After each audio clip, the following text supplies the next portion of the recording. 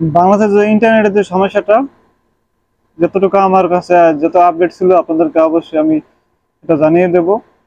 আর এই আপডেটটা জানার আগে আমার কিছু কথা বলবো যে আমরা যারা বাংলাদেশের বাইরে থাকি, তো আমরা 4-5 দিন ধরে কিন্তু ট্রাই করছি এই যাবো। তো আমি যে সৌদি আরব আছে, সৌদি আরবের কথা বলছি যে আমি কিন্তু অনেকদিন ধরে ট্রাই করছি 4-5 দিন ধরে সরাসরি কল কল করার জন্য। একবার কল করছি, ভালোভাবে কথা বোঝা যায় না, পরবর্তীতে কল করা কেটে কল করার চেষ্টা করছি, কল করতে পারিনি বা কথা বলতে পারিনি।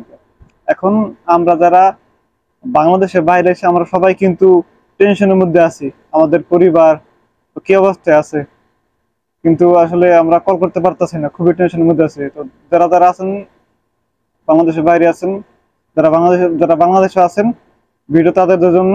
কারণ একটা যে আপনার বাংলাদেশে ইন্টারনেট, কারণ ইন্টারনেট বন্ধ হওয়ার কারণ তো অবশ্যই কম বেশি সবাই জানেন। ইন্টারনেট বন্ধ হওয়ার কারণ হচ্ছে কোটা আন্দোলন নিয়ে এই একটু ঝামেলা হওয়ার কারণে, কোটা আন্দোলনে ঝামেলা হওয়ার কারণে তো ইন্টারনেট পুরা টোটালি বন্ধ করে দেওয়া হয়। এবং কি ইন্টারনেট বন্ধ করার কারণে বাংলাদেশে যে সার্ভার সার্ভার পুরা আগুন ধরিয়ে জ্বালিয়ে দেওয়া হয়েছে। তো এখন এখন ইন্টারনেট যে কবে যে আপনার ঠিক হবে এটা এখন তারা বলতে পারছে না।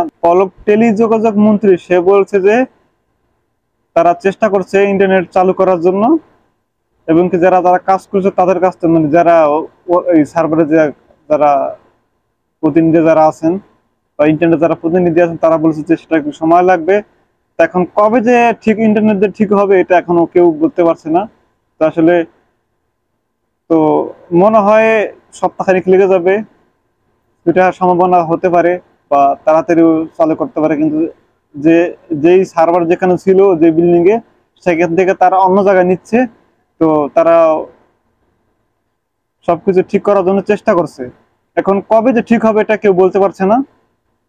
তো আমার কাছে এতটুকুর মধ্যে নিউজ ছিল, সেটা আপনাদেরকে আমি জানিয়ে দিলাম। তো আসলে যারা যারা আমরা প্রবাসী আছি, তো কেউ চিন্তা ভাবনা করবেন না, সবকিছু আল্লাহর উপরে চলবে। ঠিক আছে, সবকিছু করার মালিক আল্লাহ। জানি অনেকদিন আপনি চিন্তা ভাবনা আছেন, ফ্যামিলির সাথে কথা বলতে পারছেন না, তো কি অবস্থা ফ্যামিলি আছে তাও জানতে পারছেন না। আমি জানি, আমি প্রবাসী আছি, আমিও জানি যে আপনাদের মনের অবস্থা এখন কি।